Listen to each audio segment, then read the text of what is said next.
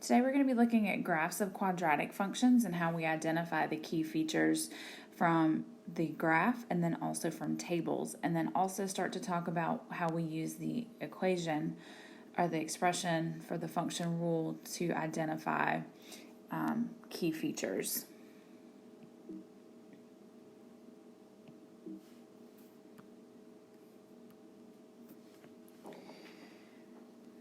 The first thing that we want to look at are the graph's X-intercepts, which is where we cross the x-axis. And this graph has two places, so we cross at x is equal to 4, and we cross where x is equal to -1. And because those are intercepts, typically we're going to write those as ordered pairs, so our x-intercept would be at -1, 0, and at 4, 0. Your y-intercept is where we cross the y-axis. We're going to have only one y-intercept, whereas sometimes we can have two x-intercepts. So our y-intercept for this graph is at -4. And again, we would write that as an ordered pair. So x is 0, and then y would be equal to -4. Another key feature that we use often for quadratics is the vertex. So remember, the vertex is identified as either a maximum, which is the high point, or the minimum, which is a low point. In this case, we have a minimum on our graph, and so it's down here at the bottom of the graph. So it also can be referred to as a turning point or an extrema. So the vertex, we're just going to kind of estimate where this vertex is because we don't have some exact spots. But that x value is at about 1.5. And then it looks like our y value, we'll say maybe that's about 6.5. We'll just round that up. So we have a minimum at 6.5. Our axis of symmetry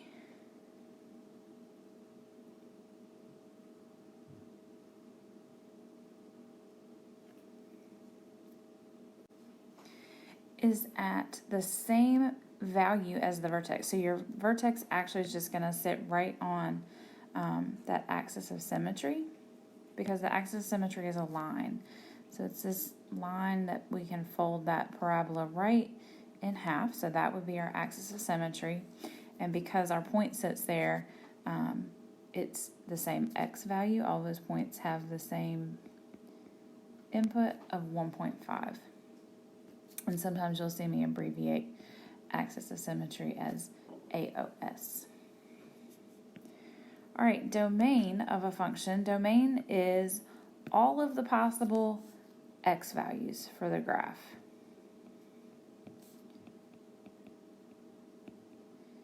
And when we have a quadratic function, we have all the points on that line, everything from -infinity to positive infinity. The graph doesn't stop. It's going to keep going forever and ever. So we could write that as parentheses, -infinity, comma, positive infinity. Or we can say all real numbers, which is use that symbol. So that means all real numbers. So everything from -infinity to positive infinity. The range, however, will change, meaning not that it changes, that's probably the wrong word, that the graph does stop at some point. The place that it stops is going to be wherever your vertex is. That's either going to be the highest or the lowest point, and we want to look at that with range because range is talking about all of the y values, all of the outputs that we have for that quadratic function. So on the y-axis, this graph is never going to go below its vertex. So we use that as a barrier, so we can write this again a few different ways. We can say that y is always going to be greater than or equal to -6.5, because we already said with our vertex that was the lowest that we were going to go. Or we could use this interval notation and we would say a bracket because we're going to include the point 6.5, and we're going to go all the way up to positive infinity because, again, that graph doesn't stop. And anytime we use an infinity symbol, we use parentheses to note that. So you can use your vertex to also help you with the range. And then our graph has two parts, two intervals. One of those would be increasing. That's where the graph is going up to positive infinity. Our y values are getting larger, so it looks like you're going uphill. So on this picture, this side of the graph is going to be going up to infinity. And so again, you're using that vertex because that's where the change in the increasing and decreasing behavior is going to occur. And so and then we use the x value for these intervals, so we're going to describe what's happening for all of our inputs.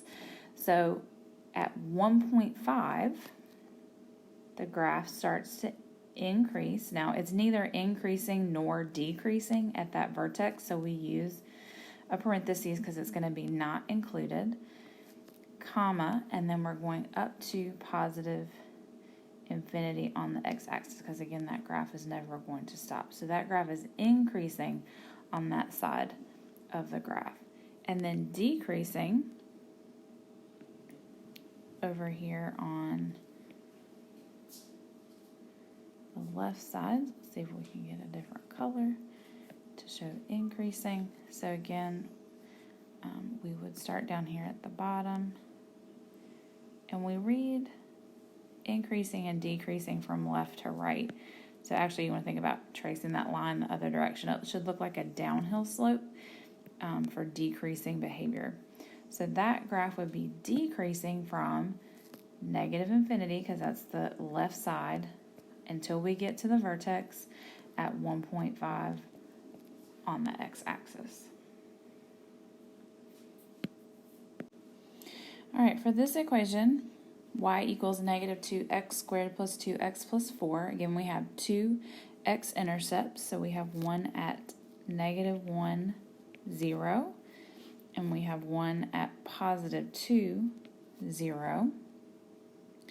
Our y-intercept is at 4. Again, that's where we're crossing the y-axis, so that would be at 0, 4. That's the order pair for that coordinate.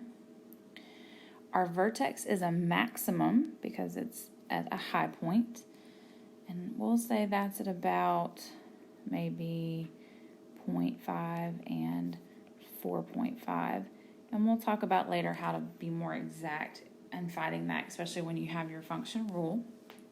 So remember that your axis of symmetry sits right on that point. So wherever your x value is for your vertex, that's where your line of symmetry is going to be. So that's going to be at x is equal to 0.5. Domain is all real numbers. So domain for a quadratic function is always going to be negative infinity to positive infinity. But the range this time is going to be slightly different because this graph is concave down. It goes down like a frown. So the range is now going to be less than whatever the highest value was for 4. So we would say the range is always going to be less than or equal to 4.5. And if you need to see that, remember you can always draw a line to touch, a horizontal line to touch that vertex. And you figure out if the whole graph is below that line, it's less than. If the whole graph is above that line, it's greater than. And then again, you use your y value from the vertex. So for increasing interval, again, we want to read left to right. So for this graph, if I start tracing this line over here on the left side, my pencil's going up, which means that's the increasing interval. So we would say that graph is increasing from negative infinity until we get to that vertex, which is at 0.5. And then at that vertex, the graph is going to turn and start to go in the other direction. So again, when I trace that line, it's going down, which is our decreasing behavior. So we're decreasing from 0.5 until we get to positive infinity. We can also find the key characteristics without looking at the graph, without looking, just looking at the table, because now we want to think about what are the y values doing with the x values. So left to right, start by looking at your x. These are all your negative till we get to 0, and then positive numbers. And then we want to think about what is that function doing at those outputs. So when I'm in the negative part, so -5, I have a positive output, and you can make some little signs here. At -4, I'm going to have a positive output, which means that graph's above the x-axis. Now this is an important thing here, because that means when x is -3, my output is 0, which means it's sitting right on the x-axis. So that is one of my x-intercepts. So any place that we have an output of 0 on the table would be an x-intercept, and we see that also happens over here at 5. And we could use that same trick for the y-intercept. The difference is the y-intercept is where we want x to be 0. Think back to those ordered pairs we wrote for 1 and 2, and think about where the zeros were. So the y-intercept on this one's going to be at 0, -15. Now in between those two numbers on the table that I've got circled in green, all of those numbers are, they're getting more negative, so they're decreasing and getting smaller. So we can use that in a second to think about our increasing and decreasing intervals as well. So the next thing that we need to think about now that we've got our intercepts is the axis of symmetry. So that's got to be the absolute highest or the absolute lowest number that we see on that table. It's also going to be exactly halfway between your two intercepts when you have two of them on the graph. So that is going to be halfway between -3 and 5, which is at 1. So that is your vertex at 1, -16. And then we said that sits on the axis of symmetry, so that axis of symmetry is going to be at x is equal to 1. So now we just have to figure out increasing and decreasing intervals. So our numbers in the y row are going to get smaller and smaller until we get to the vertex, and then they're going to start to get bigger. So that means that the left side of the graph is decreasing. And even though our table it starts at -5, we know that this graph is actually starting at -infinity. So from -infinity until we get to the axis of symmetry, which is at 1, remember we use that x value, that's going to be decreasing, and then increasing is going to pick back up 1 to infinity. So it can be a little bit harder to find these things on the table, but again, you want to focus on finding anything that has a 0 first. So if we circle anything that has a 0 in either the x or the y, on this one we have 1 here, and we have 1 here, and we have 1 here. So again, where y is equal to 0 is the x-intercept, so that would be at -9, 0, and at 3, 0. The y-intercept is where x is 0, so that's going to be at 0, 27.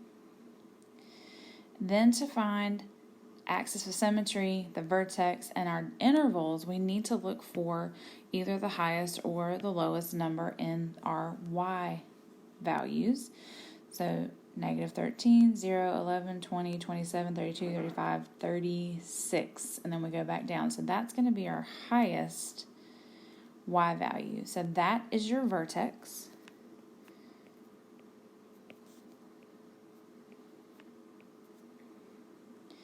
Remember, your axis of symmetry sits on that, or your point sits on that line, so that would be at -3. And then the last thing is to look at increasing and decreasing. So from the left side of the graph, where we have our negative numbers, those values are getting larger because we go from a negative to a positive number. So our increasing interval is going to be from -infinity until we get to the vertex, which is at -3. And then our y values again start to decrease from -3 to positive infinity. So our standard form of a quadratic equation. So once we kind of understand what all these graphs look like, then we can start to think about how can I also use our function rule. So all of your quadratic equations have to have something squared. That's what makes it a quadratic. That exponent of 2 is what we're looking for with a quadratic. Now we can also have other terms added. We could have an x to the first term, and we could have a constant term. But we have to have something in front of that x squared. It can't be 0 because it has to be a squared value to be a quadratic function. So thinking about the a value in our previous functions, we had in number 1, we had a positive x squared, so that has a coefficient of 1 even though we can't see it, and we had one that was a negative 2x squared. And so what we see is that the a value is going to affect the vertex of the graph. If it's a positive, you're going to have a minimum. If it's a negative, you're going to have a maximum because we flip that graph over. The other thing that is going to affect is how wide or narrow the graph is.